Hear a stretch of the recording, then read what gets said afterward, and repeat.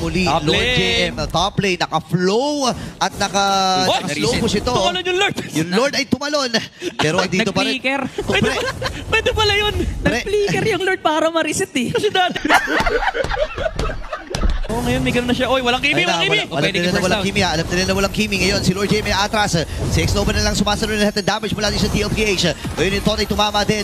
At si JB atras. Kalahati kanyang buhay. Tuloy-tuloy pa rin si Oheb dito. Bibit-bit si X-Nova. Pero nagamit niya yung Tectonic Charge. Kaya lang walang tinamaan. Yung base dito ng AB Brand. Nakipagsabayan na ang TLPH. Pero pagkatapos na kasama. Sabi na baba ng buhay. Kailangan ba si James dito. Pero yung Tornos. Ang kikitil sa buhay ni Sanford. Mamamaalam din siya sa kamay ni Sanji. Na nakakadalawa na. Tumama yung Spirit Destruction. Ilalaman pa din ni Oheb. Damang sila pagdating sa numero. At mamamatay si dito. Mania para kay Sanji. At opisyal na Savage para kay Sanji.